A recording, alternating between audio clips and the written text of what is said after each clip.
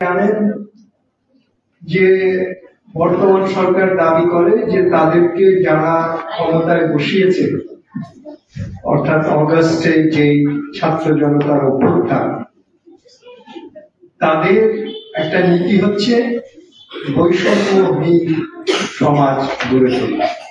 তারা দাবি করে, তার মানে সেই হিসাবে ডক্টর ইউনূস দাবি করেন যে তিনি অন্তর্বর্তীকালীন সরকার হলেও তিনি চেষ্টা করবেন এমন কিছু সংস্কার করতে যাতে এখনই বৈষম্যহীন সমাজ তৈরি হয়, অথবা বৈষম্যহীন সমাজের যেটুকু বৈষম্য কমানো যায় সেটুকু তিনি করবেন, আর বাকি কাজগুলো ভবিষ্যতে হবে।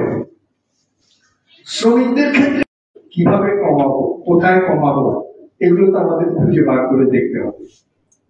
আপনাদের যে আউটসোর্সিং লেবারের যে সিস্টেম, এই যে ব্যবস্থাটা আছে, যেটা 2018 সালে একটা পরিপত্র জারি করে করা হয়েছে, এটা কিছুটা নিয়ম কানুন তৈরি করা হয়েছে, কিন্তু সেখানে কতগুলো বৈষম্য আছে। বৈষম্য শব্দটার অর্থ হলো খুব সোজা, সেটা হলো একই কাজ করে আমি যদি বেশি পাই, ও যদি কম পায়, তাহলে আমাদের মধ্যে বৈষম্য হয়ে গেল। একই কাজ করে, একই রকম কাজ করে, একই রকম দক্ষতা নিয়ে, একই রকম যোগ্যতা নিয়ে, মানে একই রকম জিনিসের জন্য একই রকম, বিভিন্ন রকম হলে বিভিন্ন রকম। আমরা মুড়ি মুরগির এক দর চাচ্ছি না, কিন্তু মুড়ির দুইটা দর থাকতে পারবে না, মুড়ির একটা দামই থাকবে। এটা তাহলে নীতি হওয়া উচিত এই সরকারের। এখন আমি, আপনারা যে বইটা আমাকে দিয়েছেন, এই বইটাতে আমি কতগুলো বৈষম্যের চিহ্ন দেখতে পাচ্ছি। 1 নম্বর বৈষম্য আপনারা লিখেছেন যে আমাদের মধ্যে কাজের তফাৎ নাই, খালি আমরা হলাম অস্থায়ী কর্মী আর ওরা হলো স্থায়ী কর্মী। একই কাজে আমরা করছি, সেটা নার্স বলেন, মানে হাসপাতালে বলেন, পরিচ্ছন্নতা কর্মী বলেন, কিন্তু 2 রকম লোক কাজ করছে। একরকম লোক হচ্ছে স্থায়ী, আরেক রকম হচ্ছে অস্থায়ী। স্থায়ী অস্থায়ীটা তো হলো একটা চুক্তির ব্যাপার। তার মানে স্থায়ী যে চুক্তি হবে, কাজের যে শর্ত হবে, অস্থায়ী চুক্তিও তাই হবে, কারণ কাজের তো তফাৎ নাই, খাটনির তো তফাৎ নাই। আর যদি আপনি বলেন যে দক্ষতার তফাৎ আছে, একই স্থায়ী কাজ, কেউ হয়তো এমএ পাস, কেউ হয়তো আর একটু কম পাস, তাহলে সেই ক্ষেত্রে একটা তফাৎ হতে পারে, সেটা চুক্তিতে হতে পারে। সেটা মানে যোগ্যতা, দক্ষতা, বা স্থায়ী কাজে কেউ 2 ঘন্টা কাজ করলো, কেউ 3 ঘন্টা কাজ করলো, যে বেশি কাজ করবে সে একটু বেশি পাবে। মানে বৈষম্যের ব্যাপারটা আমাদের দেখতে হবে, সমান কাজ করে সমান দক্ষতার লোক কম পাচ্ছে কিনা। এইটা হলো আমরা দাবি করতে পারি ন্যায়সঙ্গত ভাবে এবং সরকারের কাছে। এখন প্রথম আপনারা বলেছেন, প্রথম বৈষম্যটা যে ওরা বেতনও পায়, ভাতাও পায়, আপনি শুধু মাসিক বেতন। 1 নম্বর বৈষম্য। কেন আমি পাবো না? আমি কি, তাহলে আমাকে বার করে দেখাতে হবে যে এই কারণে আপনি ভাতা পান না, এই কারণেও পান, কিন্তু সেটার তফাৎটা আমাকে দেখাতে হবে।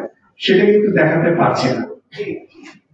2 নম্বর আপনি লিখেছেন যে স্থায়ী কর্মীরা যদি বেশি ঘন্টা খাটে, না খাটে, একটা বোনাস পায়, আপনি তা পান। তাহলে একটা বোনাসের ক্ষেত্রে একটা বৈষম্য আছে। 3 নম্বর হলো উৎসব বোনাস পায়, ঈদের বা পূজার বোনাস পায়, আপনি পান না।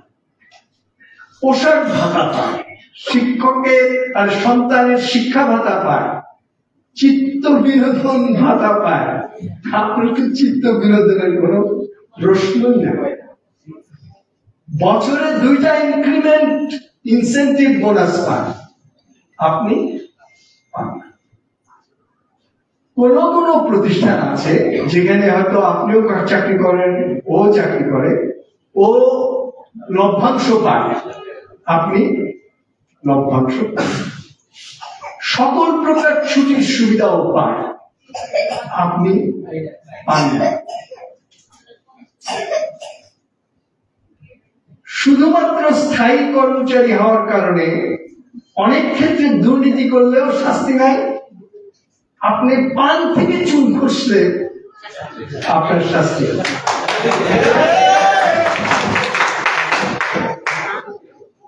বিশেষ প্রণোদনার ব্যবস্থা আছে স্থায়ী চাকরিতে, যাতে ওদেরকে একটা ট্রেনিং দিই, একটা বাইরে পাঠায়। আপনার তো এসব কোনো নেই। এর সঙ্গে আপনারা যোগ করেছেন যে আপনি মহিলা হলে আপনি মাতৃত্বকালীন ছুটি পান না, ও পান। তাহলে আমরা আজকে আমাদের যিনি উপস্থিত আছেন তাকে বলবো যে আপনি এই বৈষম্যগুলো দূর করেন। আপনার সরকার স্বীকার করে নিয়েছে যে আমরা ক্ষমতায় এসেছি বৈষম্য দূর করতে, তাহলে এই বৈষম্যগুলো দূর করেন। এই বৈষম্য তখন বলবে যে এই বৈষম্যগুলো দূর করলে তো আপনাদেরকে স্থায়ী করে নিতে হবে। বলবে যেখানে ওকে যে সুবিধা দিই, আপনাকেও যদি এই সুবিধা দিতে হয় সব, তাহলে আপনাদের স্থায়ী করে নিতে হবে। আমরা বলবো যে আপনি স্থায়ী করবেন কি অস্থায়ী করবেন সেটা প্রশ্ন না। প্রশ্ন হলো আপনি তাকে ওই যাদেরকে আপনি স্থায়ী করেছেন তাদের জন্য রাজস্ব থেকে যেই বাজেট বরাদ্দ করেছেন, যেই বাজেট আমরা এখন আর মানে শ্রমিকের তফাৎ ওগুলো আর দেখছি না। দেখছি 6 লক্ষ শ্রমিক, 6 লক্ষ স্থায়ী শ্রমিক, 6 লক্ষ অস্থায়ী শ্রমিক। আমাদের দাবি হবে 6 লক্ষ স্থায়ী শ্রমিকের জন্য যে বাজেট আপনার আছে, 6 লক্ষ অস্থায়ী শ্রমিকের জন্য সমান বাজেট।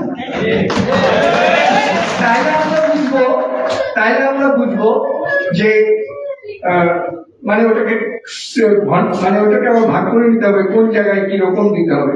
মানে আমি বলছি যে একই রকম জিনিসের 2 রকম দর হতে পারে।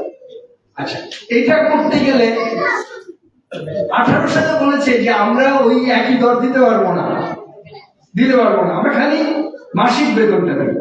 আচ্ছা, এই প্রথম একটা ভুল নীতি তৈরি হয়ে গেল। ওই অন্যান্য ওদেরকে যে সুবিধা দিতেন আমাদেরকেও মাসিক বেতনের সঙ্গে অন্যান্য সুবিধা দিতে হবে। এই দাবিটা খুবই একটা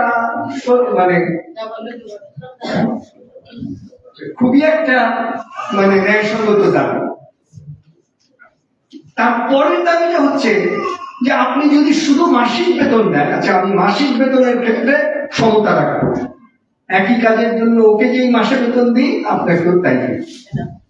তা কি হচ্ছে না, কারণ মাঝখানে তো ঠিকাদার। আপনি ঠিকই দিচ্ছেন 12,000 কোটি টাকা বা 12,000 যা হোক, তার থেকে 20% আপনি আবার কর্মচারী আবার দিয়ে দিচ্ছেন, দুজনে মিলে 2,000 কোটি চলে যাচ্ছে। তাহলে তো আবার একটা বৈষম্য তৈরি হয়ে যাচ্ছে। আপনার নেট পেমেন্ট আর ওর নেট পেমেন্ট বেশি হয়ে যাচ্ছে একই কাজের জন্য। ইভেন যদি আপনি মেনে নেন যে অন্যান্য ভাতা বৈষম্য আমরা ছেড়ে দিলাম, ওগুলো আমরা আমাদের ভাই চাকরি নাই, আমাদের চাকরি দিচ্ছে এটাই যথেষ্ট, এই জন্য আমরা খালি বেতনটাই চাই। কিন্তু তাইও এখানেও আবার বৈষম্যটা চলে আসছে যে বেতনের একটা অংশ মধ্যস্বত্বভোগীরা। তাহলে এই জায়গাটা তো এখনই করা যায়। আমি সুলতান ভাইকে বলবো এই জায়গাটা এখনই এই সরকার পালন করতে পারে যে মধ্যস্বত্বভোগী থাকবে। আমরা বুঝবো যে এই সরকার যে দাবি করছে যে আমরা বৈষম্য কমানোর সরকার, তার অন্তত একটা ক্ষেত্রে সেটা করে দেখালো, অন্তত একটা ক্ষেত্রে করে দেখালো। ডক্টর ইউনূসকে এরকম আপনারা SMS পাঠাতে থাকেন, একটা ক্ষেত্রে করে দেখাও, একটা ক্ষেত্রে করে দেখাও, একটা ক্ষেত্রে করে দেখাও।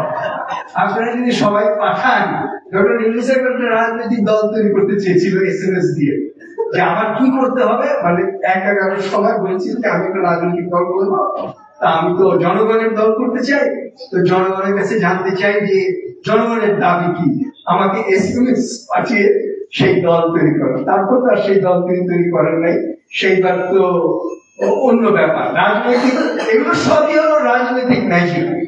রাজনৈতিক ম্যাজিক আমরা চাই না, আমরা বাস্তব পদক্ষেপ চাই। ধন্যবাদ আপনাকে।